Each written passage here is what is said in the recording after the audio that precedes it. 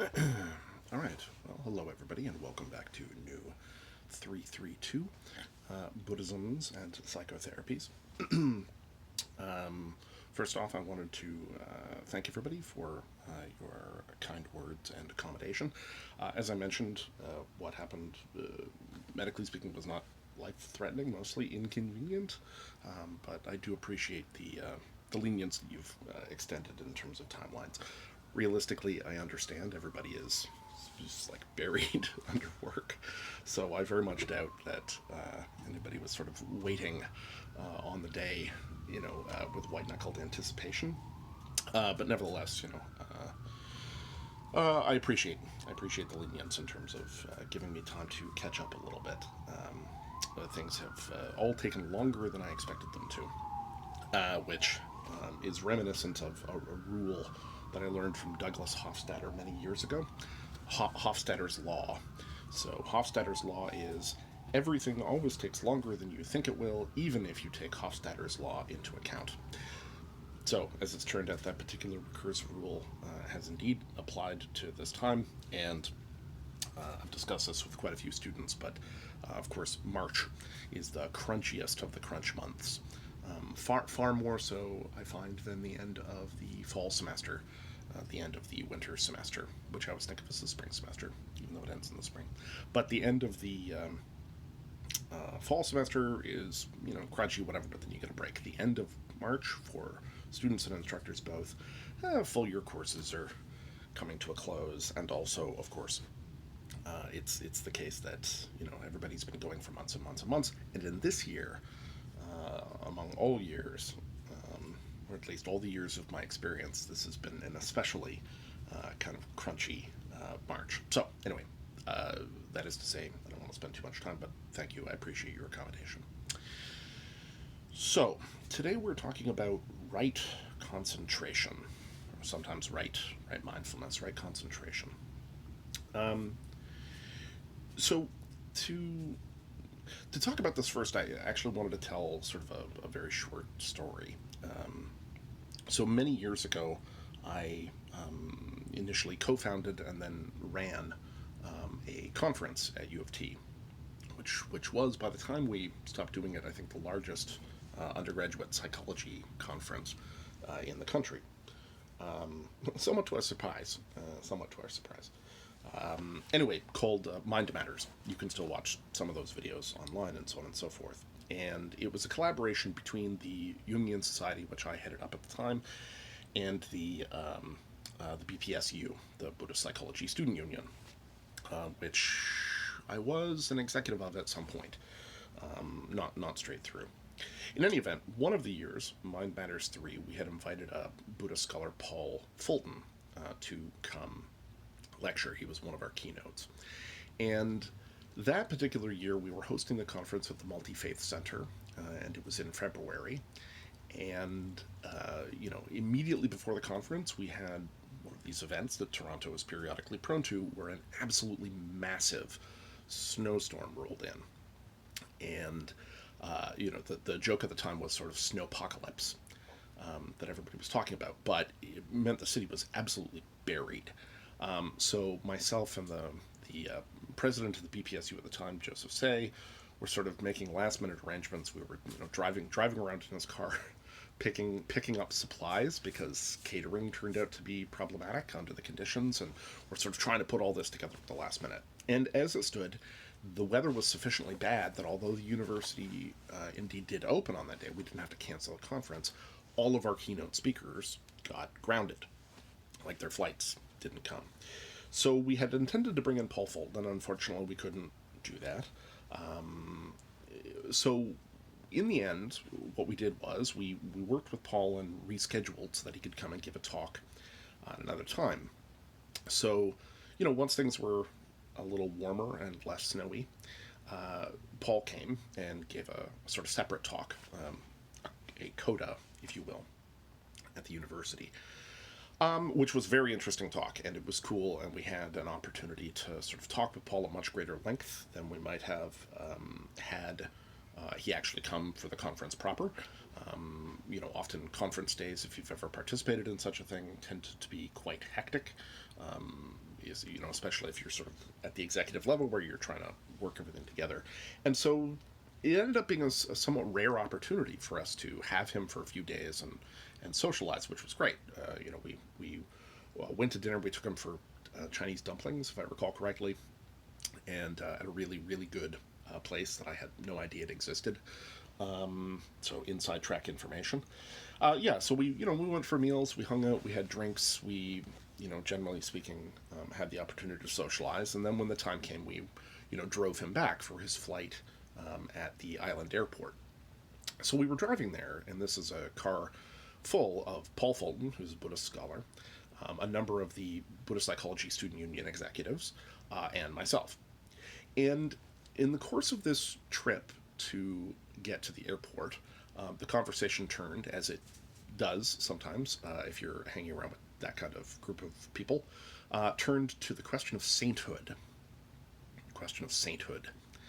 And sainthood in a specific sense, the sort of the Buddhist notion of sainthood, so the sort of Bodhisattva idea of sainthood, right? Where the Bodhisattva is somebody who has hypothetically attained, or not hypothetically, they practically attained nirvana, but at the moment of potential nirvana, instead of sort of leaving existence in some sense, they decide to stop, and they take the Bodhisattva Vow, which is, I will not pass through into enlightenment until all beings can pass through into enlightenment. And so they turn back into the world to assist people.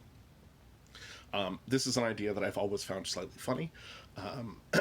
After a friend of mine pointed out that there must be just an absolute pileup of bodhisattvas at the gate to enlightenment at the end of time, going, after you, no, please, after you. But the general idea, of course, is that rather than, that it's a final act of ego defiance, that it's a final act of sort of non-ego, to say, I am going to devote myself to the liberation of all beings. I'm going to turn back and re-enter the world in this way. So we were in the car ride, and we're talking around this question of sainthood. And so, of course, Paul had ideas about this, and we were talking about, how we got into the kind of work of meditation and inner work, generally speaking. And so people were sharing about how, they wished for this thing, sainthood. And when it finally came around to me, I said, well, that's interesting. I've never wanted to be a saint. And people were like, really? And I said, well, no, not really. I have to be honest that my model has never been sainthood. It was always wizardry, right? It was never being a saint. It was always being a wizard.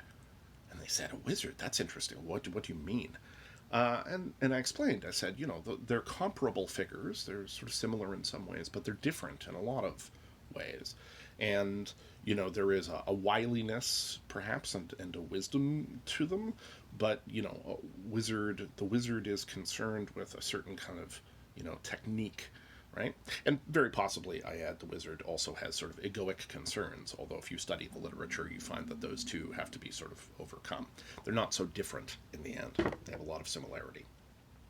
So this was a really interesting conversation that we had with Paul Fulton, where we explicated this. And around the same time, I had a conversation with John Vervaeke and Leo Ferraro, who are friends and collaborators of mine. And, John had raised the question at the time about why we were interested in cognitive science. And so we turned this around and said, well, why are you interested? What's your primary goal? And John said, wisdom. My goal here is wisdom, the development of wisdom, which, if you know John Vervaeke, know his work. Shout out for Awakening from the Meaning Crisis on this, if you haven't seen his YouTube series. If you know John, of course, this is a relatively straightforward sort of Vervaekean statement, right? The interest in wisdom. And he said, well, why are you interested in cognitive science? And I said, superpowers. And he sort of shook his head, and he turned to Leo and said, you? And Leo said, superpowers. Now, this is a funny idea, and obviously in the discussion we narrowed this particular rhetorical gap pretty sharply. among other things. It didn't take us long to figure out, obviously. I mean, we sort of knew this, that wisdom is, in a sense, like the ultimate superpower. It's all well and good, right, to be able to, I don't know, do super things, but if you cannot do them wisely, then what good is it? And there is a recognition in many paths of sort of spiritual discipline that there are certain kinds of, abilities that can come about, right, through the practice of such things. Now, you can, depending on your metaphysics, take these things perfectly literally, or you can, treat them as sort of cognitive abilities, and there are unquestionably cognitive abilities that stem, right, from doing inner work. There are direct benefits that come about from engaging in flexibility and concentration. And indeed, although we don't have too much time to get into it in this particular class, in one of my other courses, New 303, The Unconscious, I spend some time talking about sort of the practice of sorcery, right? Which very often is linked, if you look in the literature, to people who began a spiritual path but did not complete it. So they learn the basics of concentrating the mind, and they learn the basics of ritual in some sense, but they drop out. Basically, they drop out before the wisdom hits. And very often those people within the literature go on to become sort of sorcerers, people who use their powers in, egoic or less savory ways. And there is an interesting and extensive literature on this, and it's not simply sort of within the religious traditions. You get it within sort of earlier shamanic traditions, right, where people begin shamanic training but sort of don't complete it, and they walk away with their, partial set of training and, deploy it in sorcerer's fashion. And again, depending on your metaphysics, you can either take that literally, or you can sort of treat it as being a somewhat metaphorical expression of the kinds of, significant abilities that people develop when they're doing inner work. And those things, right, concentration is its own kind of ability, right? Emotional regulation is a superpower that is not to be underrated, right? Just having not sang-froid, but like to be chill. And likewise, of course, these things are often linked with the development of significant amounts of charisma as well, which is itself a thorny topic. We're not going to get into that too much. However, as a consequence of those conversations, right, I had given a great deal of thought to the questions around not just sort of the abilities that accompany doing this sort of inner work, but also the more exotic states, if you will, that accompany it. Now, by temperament and also sort of in terms of my research line, I'm very interested in altered states. This is something we'll actually sort of talk about even more extensively as we go. But I'm very interested in altered states. I'm something of a connoisseur, or at least I fancy myself one, of altered states. I'm very interested in the sort of parameters of the mind, right? So when it turns out that the mind can do something really unusual and exotic, that it can take regular experience and reconfigure that in various ways, this interests me because it represents a possibility. And although people often conflate together altered states, right, with sort of induced altered states. So people talk about altered states and they think about, psychedelics, for instance, which is something we're going to discuss. To my way of thinking, and this is quite consistent with what you often hear from sort of quite advanced meditators, any altered state that you can reach, sort of with external assistance, you can reach simply through mental discipline, concentration, effort.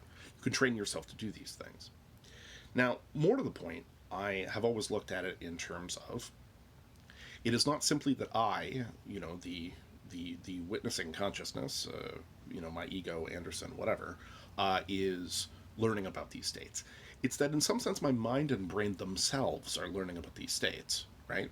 It's an expansion when you have an altered state of your sense of the possibilities of what your mind can do. And so that focus on states, in some sense, deeply, deeply permeates my approach and understanding to inner work. It's not all there is, of course. There are lots of important components to inner work, many of which we've discussed. But nevertheless, this state change, material, right? The altered state change and the ability to voluntarily enter altered states is an extremely powerful component of virtually every religious tradition, and I think undergirds a great deal of sort of the inner work language globally, right? Now, there's a vast variety of inner states. I am resistant to the idea of perennialism, which is the idea that every mystical state described by every religion is in fact the same mystical state. That's perennialism, right? That we're all talking about exactly the same thing, or we all are talking about exactly the same thing. I'm resistant to that idea, and I'm resistant to it in part because the sheer variety of states that the mind is capable of producing is very large. And so I strongly suspect that there are sort of family resemblances because, at the end of the day, we're all running on the same hardware, so to speak. But that actually there is variation, and the variation is quite meaningful. However, it's also obviously true that some of those universal states are powerfully transformative states. So if you look, for instance, at the work of Griffiths, right, out of Johns Hopkins, some of you are probably already familiar with this work. Griffiths has done work around mystical states for over 10 years now, very specifically in his case looking at inducing those altered states with psilocybin, magic mushrooms. And, they've gotten an in-lab protocol down where they dramatically increase the possibility of producing sort of mystical states, where mystical states are marked in certain kinds of ways, right? There is a kind of expansiveness, there's a dropping away of ego concern, there can be a sort of merger with the field of experience, right? There's a lot of different versions of it, but this suffusion of light and meaning, right, in the state. It's a very powerful experience. If you've had it, or had some variation of it. There are a lot of different kinds of mystical states in a sense. But if you've had it, it's a very powerful experience. And the Griffiths lab, when they did their initial work, was focusing on these induced altered states, which, as far as the sort of edge of the science is concerned, in my opinion, are sort of indistinguishable from regular, sort of endogenously produced altered states. These mystical states have powerfully transformative effects on people. People often will rate them as being among the most significant experiences of their lives. And indeed, those effects seem to go more... they're deeper and more extensive than you might imagine. So, if you have a little bit of background on psychology, you're probably familiar with the Big Five, which is sort of the current gold standard of personality theory, right? So it divides into ocean, right? Openness, conscientiousness, extroversion. This one always kills me. I've been so bad at acronyms this week. I don't know what's going on. Openness, conscientiousness, extroversion. Oh yeah, agreeableness. I wonder why I couldn't get that one. Anyway, and neuroticism. And each one is a scale, right? You can sort of temperamentally, right, in terms of your disposition, you can be on one side or the other. So if you think about this in terms of introversion and extroversion, it's pretty straightforward, right? This is an idea that's in fact originally from Jung. And, some people are more introverted, some people are more extroverted. You're probably familiar with this idea sort of in its basics. And that doesn't mean, of course, that extroverts can't introvert sometimes, and it doesn't mean that introverts can't extrovert, and so on and so forth. But it means that there is a certain kind of, disposition. And one of the sort of core tenets in Big Five and personality theory is that after a certain developmental stage, those dispositions are largely fixed. Not completely fixed, but largely fixed. There are some trends over time. So, for instance, openness to experience, tends to decline somewhat over time. If you think about this, sort of anecdotally, this will make sense to you. So, you consider that, in youth, people are extremely open to new fashion, new music, new language, new whatever, right? There is a real hunger for novelty and an acceptance of novelty, and that often declines as things go on, right? As people get older, they fall out of touch, in a sense, with the current state of things, and they'll often sort of become a bit more rigid and a bit less open, a bit less accepting. That's a common experience, I think, that we encounter with people. So openness tends to decline with age somewhat. What was interesting about Griffith's work in this respect is that after a single substantial dose of psilocybin inducing a mystical experience, people saw a sharp increase in their openness, right? Statistically significant increase in their openness. It seemed to be quite persistent. I don't know right now I have to admit, I don't know what the sort of state of the union is on whether or not that's permanent, but it was relatively long term. As I recall, it lasted at least 6 months or something, right? This is kind of remarkable, if you consider it, that the mystical experience specifically, can produce this really powerful realignment. And it turns out, I've been involved with research around this, but it turns out that it has other kinds of important cognitive effects. For one thing, it seems to produce an increased sense of coherence in experience, right? And that coherence seems to be something of a mediating factor in people reporting meaning in life, okay? Meaning in life. This, as a construct, is distinct from meaning of life, okay? So it's not like, oh, what's the meaning of life? It's meaning in life, the idea that your life is meaningfully structured. Now, that's a whole topic in and of itself, meaning in life. Indeed, something that we will cover when we come to the final lecture, which I will talk about that at greater length.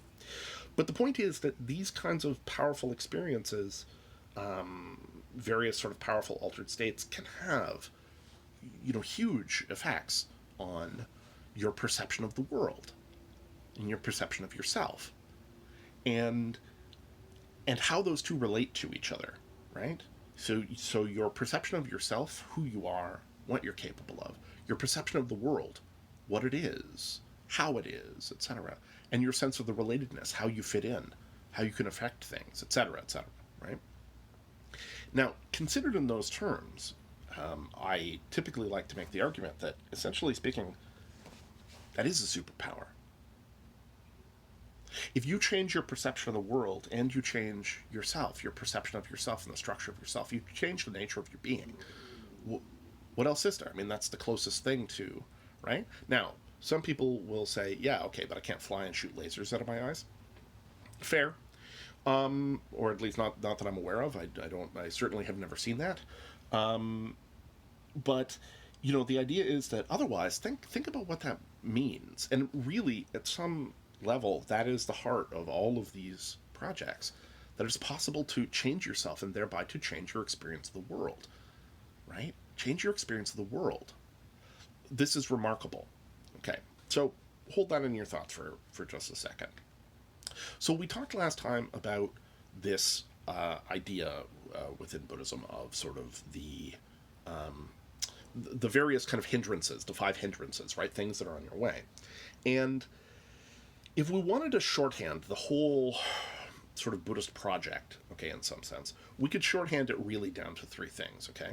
So the first thing is the 4 Noble Truths and the Eightfold Path, right? And what does that amount to? It's like, get yourself straightened out, right?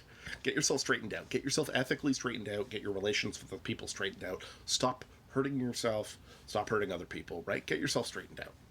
I mean, that's the basics, as best as you can. Get yourself straightened out. That is the basics of the ethical path.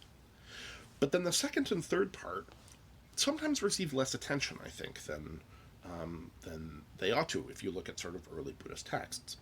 Which is, the second part is, of course, develop a power of concentration, develop a power of mindfulness, develop this ability, train your mind in a certain kind of way. And then the third part, of course, is use that newfound concentration, that newfound mindfulness, that newfound sort of power of mind to investigate the nature of reality. And thereby, right, to turn things back around, transform yourself, transform your relationship with the world, and thereby transform the world that you experience. Now, when we think about the idea of using powers of concentration to investigate reality, especially when I've been talking about wizardry, we may be inclined to imagine this in some very comic book way. I myself am prone to this sort of thing. So, it's like peering into space and watching muons get stuck to gluons, right? Like Dr. Manhattan or Doctor Strange, any of the doctors, any of the comic book doctors. There's this idea of penetrating, and that probably is not quite accurate. But it is about peering into sort of the existential conditions of being, right? This is a big part of what the Noble Truths are about, right? It's a big part about what the notion of impermanence, for instance, is about, right? It's about recognizing a metaphysical fact about the world, right? And then applying that backwards to erode some of the fixations and delusions that you have that are causing you problems. Pema Chodron, in particular, who's great, she's a very lucid author and super soothing to listen to, if you have the opportunity to listen to her, puts this quite succinctly when she describes a huge part of the kind of Buddhist path as being just like not to get too worked up about things, right? That there are a vast number of things that we get deeply, deeply worked up about, and they're not a big deal. We make a big deal about them. Now, some things, of course, are a big deal and require an immediate response. But if you look back on your own life, I think you will find, most people do, that there were a vast number of circumstances where you were worked up about something and it was not a big deal, right? In retrospect, it was not a big deal. We do this pretty regularly. And I try, certainly when I'm talking to clients or students or friends or myself, to kind of remind myself about the time horizon on things. Like, this is something, but is this actually going to be an issue? Like, am I going to think about this in 5 years? Really, how does this fit in? What's the scale, right? And it's about trying to diffuse that sense of urgency that accompanies things. And the sense of urgency is a tricky thing, right? We'll talk about this more when we talk about right view, but the sense of urgency is a tricky thing because it can move you in all directions. We'll sort of talk about that. But the point is, that second part of the stage, once you have sort of the ethical working out piece, right? The like, get yourself sorted out, get things sorted out, stop hurting people, stop hurting yourself, stop lying to yourself, stop lying to other people, etc., right? It's then about developing these powers of concentration. Now, we've discussed last week the 5 hindrances, and so now I'm going to talk a little bit about the so-called 4 absorptions, okay, which are sort of deep states of concentration. When you're doing concentration work, at length, it's not uncommon to have, somewhat unusual experiences of various kinds. And I've mentioned before that the approach to those things is exactly the same as the approach to any other distraction, right? If you have a random thought about doing your laundry or the date you want to go on, what do? You label it thinking in the gentlest possible way, right? And let it go. That repeated point of contact is the act of mindfulness, right? The act of mindfulness is not the empty space. The act of mindfulness is the catching. It's the catching when you've gone off track. So over and over and over again, when we sit in meditation, these things come in, they distract us for a moment, we catch them, we return to the breath, right? Or, whatever. If you're engaged in different kinds of meditative practice, that may differ. But the point is, right, you catch them, you return. That is the act. That's what you're training yourself to do, to catch and release, to catch and release, to catch and release, to let it go. So when you have these more unusual experiences, right, the temptation is often to sort of, chase them down. You experience, body distortions or time distortions or experiences of light or, images to pop up. And in all of those cases, no matter how terrifying or entrancing they may be, the idea is just label it gently and let it go. However, there is simultaneously also a body of these deeper experiences that you are attempting, in some sense, to obtain. And they're really quite a central part, in some sense, of the sort of the Buddhist practice, right? These notions of the states that accompany, trance techniques. So we talked about this last time, right? The beginning sign and the eidetic sign and the representational sign and the 10 devices. And we talked about some other things. What we haven't talked about yet is when you are sort of past, okay, the 5 hindrances. So once the 5 hindrances are eliminated, the 5 hindrances, as a reminder, being lust, hatred, sloth, remorse, distraction, perplexity, and doubt, right? So lust, right? Hatred, sloth, or torpor, remorse and distraction, right? And perplexity and doubt. Once you have managed to eliminate those things, and there are lots of specialized techniques, as we've discussed, to sort of sideline those, then the idea is that you are moving into a deeper state of sort of attainment of trance, of this altered state. And you start getting what are called the 5 factors of concentration. Numbered lists. Buddhism loves numbered lists. Okay, so the 5 factors of concentration. So what are these? Okay, 1. Discursive thought. The meditator still engages in linear thinking and is able to reflect upon their attainment of the trance. 2. Reasoning. Meditator is aware of themselves in the situation and can consider its antecedents and consequences. 3. Enthusiasm. The meditator enjoys the state of trance and is delighted at its attainment after all their struggles, and wishes to continue in such a state. 4. Pleasure. The meditator's body and senses are suffused with pleasant feelings. And 5. One-pointedness. The meditator is completely concentrated upon the object and can no longer be distracted. Now, if that sounds pretty difficult to you, yeah, this is typically, I mean, you might have sort of beginner's luck. Often it is the case that people that are just initially engaged in meditation hit a deeper initial phase than they might otherwise, because they've got novelty going for them. But after you've been sitting for a while, right, and if you've been attempting or engaging in meditation throughout the semester, I'm sure you're very aware of this. Whatever beginner's luck you have evaporates pretty quickly, and you're down to the hard work of trying to rein in monkey mind. So, you hit these sort of states, right, sequentially in a sense, and indeed you want to sort of move outside of those as well, right? Like, your enthusiasm is good, that carries you forward, but you want to sort of remove the emotional enthusiasm in a certain sense too. The state of pleasure is good, but if you get fixated in the state of pleasure, right, then likewise you're sort of not progressing into the deeper levels of the meditation. At the end of the day,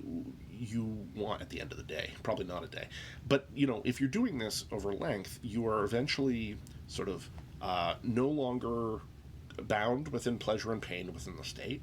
You can't be swayed by worldly temptation, right? You abide in a state of pure and fairly absolute concentration upon the representational sign. Your mind is pure and transcendent and clear and undefiled and, right, dexterous and supple and firm and unshakable, etc., etc., etc. And so that is a relatively deep. This is the state of mind that then often you are sort of turning onto reality, right? Either inward reality or outward reality in order to contemplate. Typically inward reality as a proxy for outward reality. You're turning to contemplate. Now, in addition to this, okay, there are what are called the 4 objects of contemplation, okay, which pull you further and further back from sort of sensory engagement at some level, and are removed from the realms of form, the worlds of form, in an important sense.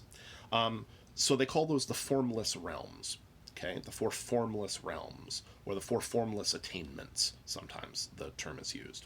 Okay, so those, briefly speaking, are 1. The realm of infinite space. Here, the meditator wearies of the material thing that is the object of their meditation, and they wish to transcend it. They see that the 4th trance is full of danger, for it takes a material thing as its object. So, right, you're sort of fixated on a material thing, and you start to pull back from that. So you take the representational sign and you extend it to the very ends of the universe, and you eliminate the object itself and concentrate exclusively upon the infinite space that remains. So in this particular lecture, we're not going to have time to get into that at an enormous length, unfortunately, but there's an idea of differentiating yourself from that specific spatial fixation. You're you're pulling back and you're abstracting yourself out from it. You can sort of see a trace of this, I think, in metta, right? So in loving kindness meditation, when you extend, right, you're moving further and further out into levels of abstracted gestalt as you extend, health and well-being to all beings. And so it starts in the specific and it extends outward, and eventually, you are wishing such loving kindness to all created beings, right? Animate, inanimate, whatever. It's sort of a wave of loving kindness that suffuses the whole universe. And in so doing, right, you are gradually removing yourself from the specifics of any particular concrete object, any particular person. You're just radiating, sort of a pink wave. Not literally pink, because if you get fixated on that, you're in fact then just meditating on pinkness. But you get the idea, right? There is a kind of feeling tone that suffuses through it, right? The infinite space. Okay, so that's the first formless realm. Second formless realm, the realm of infinite perception. So here the meditator realizes that the trance of infinite space carries with it sort of danger or peril. It's not peaceful. One can slip back into the realm of material things. So you eliminate the infinite space that was the object and concentrate exclusively upon the infinite perception that pervaded it. The infinite perception that pervaded it. Okay? 3. The realm of nothing at all. Then the meditator realizes that the trance of infinite perception is full of danger, for it is not peaceful, and may slip back into the realm of infinite space. So you eliminate the sense of infinite perception and concentrate exclusively upon the nothing at all that remains. This is a state of sort of pure kind of emptiness, right? Content-free awareness in some sense. And 4, the realm of neither idea nor non-idea. Finally, the meditator realizes that the trance of nothing at all is full of danger, for it is not peaceful. They think it is ideas that are a disease, an abscess, a dagger in the heart. So they eliminate the idea even of nothing at all and concentrate exclusively upon peace and abide in the realm of neither idea nor non-idea. So, to note right away, right, you're eliminating in some sense these factors of concentration one by one. If you follow the literature, you may be familiar with the work of Robert Foreman. And Robert Foreman has done some interesting sort of theoretical work around this area, and he calls this sort of final state the pure consciousness event. The pure consciousness event. It's a very interesting state because it is purported to be consciousness without an object, right? You're conscious, but you're not conscious of anything. Or perhaps you are it is consciousness that is a minimally self-referential loop, right? Consciousness that is conscious only of itself, right? Just sort of, right? And no other objects. For people that don't have sort of experience in this area, this seems often quite counterintuitive. Because they're like, well, how can you be conscious if you're not conscious of anything? Like, if your consciousness doesn't contain a bunch of stuff, right, then are you conscious? And the argument that's made by Foreman and in the literature in the pure consciousness event is that, yeah, consciousness can exist in a state where it is just, right? It doesn't have an object, it's just consciousness. If you talk to people who have experienced this event, and I believe that I've experienced this event once or twice, not with any consistency, I add, because I'm too, frankly, inconsistent a practitioner, I suspect. But if you talk to people that have experienced this event, they will affirm it quite readily, right? There's no sense of self. There's no sense of space or place. There's no content to it at all. It is sort of timeless and spaceless and identity-free, but nevertheless, there is just consciousness suffusing this state. That's a bit counterintuitive for people, but nevertheless, that is, effectively speaking, what's being represented. And if you look sort of at the Buddhist literature around samadhi, right, they describe it as being, samadhi being this kind of, this state, progressively speaking, right? They describe it as being a state of consciousness that is beyond waking, beyond dreaming, and beyond deep sleep.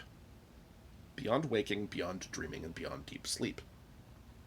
Now, I've mentioned before that there's a body of techniques called the dream yogas, represented sort of most prominently, I would say, by the dream yogas of Naropa. the 6 dream yogas of Naropa, which discuss the idea of using lucid dreaming in particular as a meditative aid. And they describe, of course, taking up meditative practice during lucid dreaming. For those of you who are not familiar with lucid dreaming, of course, is the practice of realizing that you are in a dream while you are dreaming, and thus waking up.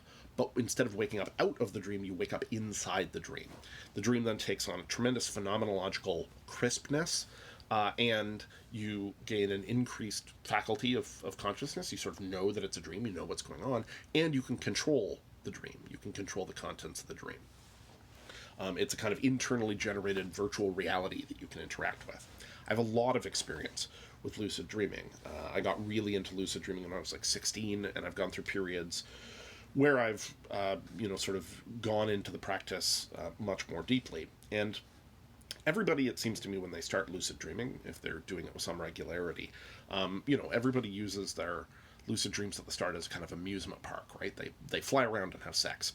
They have sex with people they want to have sex with, or fictional people, and they fly around. That's what everybody does. But after a while, not everybody, but virtually everybody. But after a while, when you do this, of course, you're like, well, maybe I should do something else. And you sort of start to run experiments and things. And there have been periodic times where I've undertaken ritual action or meditative action within the lucid dream space, and it is remarkable. Without your body in the mix, it is possible to push into a state of consciousness very quickly that you might not otherwise.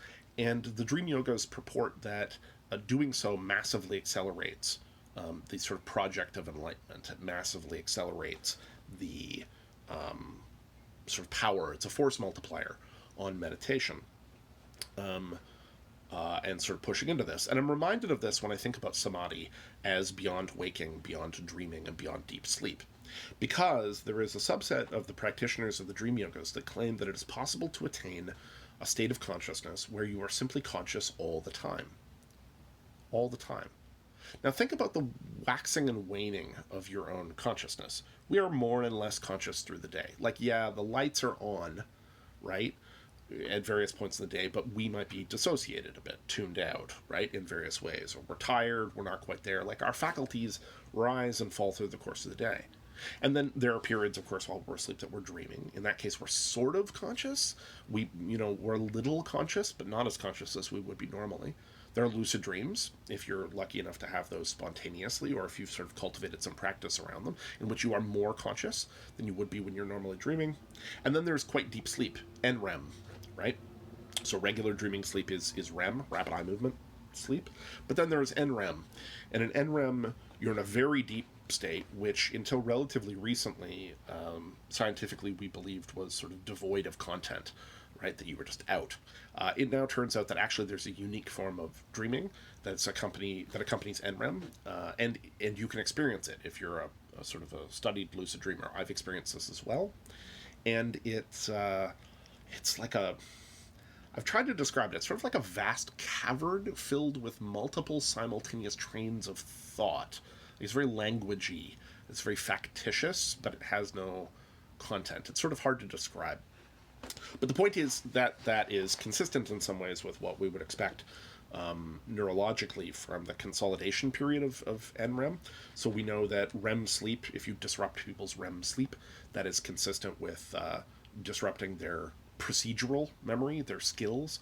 So, we practice skills in a sense when we're in REM. I don't know what that was. Tennis? Swordplay? We practice skills. And if you disrupt REM, you disrupt people's skill consolidation, right? Their procedural consolidation.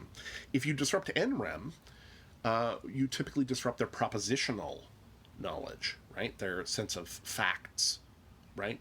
Their fact space. And that's very interesting. I mean, that's kind of consistent with the experience of NREM. But the point is that, you move through these various states of consciousness in the course of your regular day, and your consciousness waxes and wanes. And the idea that it is possible through practice to attain a state that is beyond waking, beyond dreaming, and beyond deep sleep holds out this idea that consciousness might come to pervade all of your states. That you would be conscious while you were awake, that you would be conscious while you were dreaming, that you would be conscious in NREM, that you would be conscious, just full-time conscious. I don't know if this would apply also to anesthetic, since you're pretty out on anesthetic. And I think I mentioned, when I had my procedure recently, I was a bit surprised, because this has not happened before, that they gave me full anesthetic. So I had ketamine. It was a very powerful experience, and an interesting one. Very powerful experience, but it's unclear to me whether or not I would have been able to retain consciousness. I imagine that advanced practitioners would say that you could, since there are advanced practitioners who can take, apparently, large doses of psychedelics and be like, oh yeah, this is interesting, but it doesn't affect them. They have that level of kind of discipline. Now, there's a part of me, the part that likes to take naps, I'm very pro naps, there's a part of me that finds the idea of just being conscious all the time like kind of exhausting and repellent.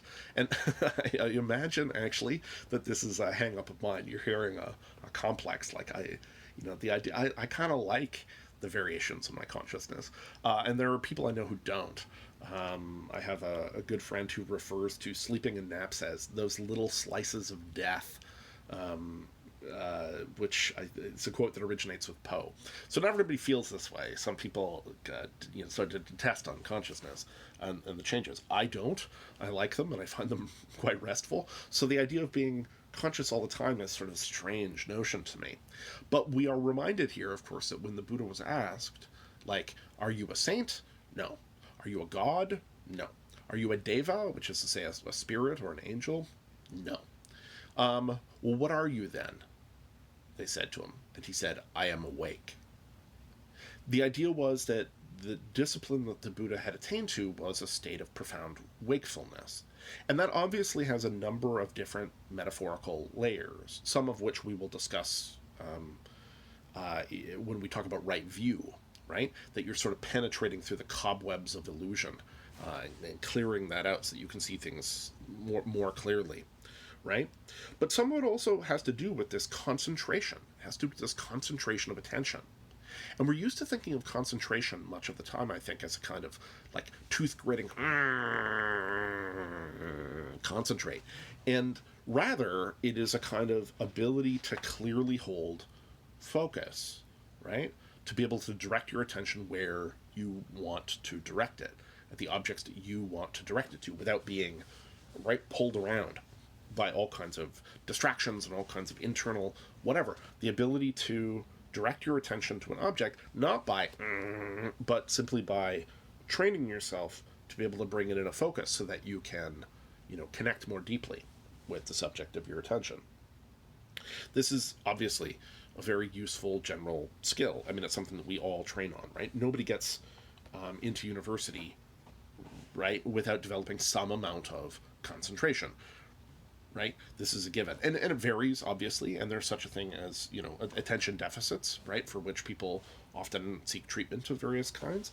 But the point is that, the basic levels of self-regulation and attention are simply a requirement at this point. If you can't, focus on a lecture to some extent, or can't focus on readings to some extent, right, then it's very difficult to do more advanced intellectual tasks, focusing on writing, right? You have to have some degree of attentional control just to get up to the level where we're having this conversation. And it's trained in some specific ways, don't get me wrong. Attention, I think, doesn't necessarily apply across the board, and lots of people will find that they have tremendous attention for certain kinds of tasks, right? So hands-on tasks. I've talked to a lot of people that have problems with abstract intellectual tasks, and there is something a little unnatural about reading and writing. Unnatural in the sense that it's not sort of part of our core biological inheritance. It's a learned set of skills, psychotechnologies, if you will. Whereas sort of direct physical things hold their attention very readily. I'm a big fan, for instance, of manual labor, as I've talked about. Not that I do a ton of it anymore, but I have found it to be quite meditative in that respect, right? Holds my attention very easily. So I once, for a short stint, spent time mixing concrete and patching a brick wall. So you mix the concrete and the water, and you get it to a certain consistency, and then you take a trowel and you put it into the hole, and then you smooth it, right? And there's something very zen about this task, right? Where you're sort of smoothing it out. It's a kind of a closed flow loop. You can see exactly what is going on with the concrete. You can see what's going on with the wall. You know exactly when you've got it right. You practiced emotions. There's a flow state to it, right? And like many things to produce flow states, it concentrates the attention wonderfully. But the idea with this kind of practice is the ability to sort of not just catch that whenever it, happens to come your way or where you have a natural talent, but to be able to cultivate that degree of concentration to apply to the objects that you wish, right? And thus to be able to begin to unpack reality in that sense. So, when we're talking about many of these kinds of deep states, there's there can be an incredulity to it, right? There could be, right? Really? Is that really a thing? When you investigate it deeply, it seems that it is. Human beings are capable of a tremendous degree of sort of variation. We're a remarkable species. People can train themselves to do truly remarkable things. If TikTok and YouTube have proven anything to us, it's that humans with training are capable of doing amazing things. And certainly with this kind of training, it's possible to develop these kinds of states of attention. This kind of concentration and to direct it.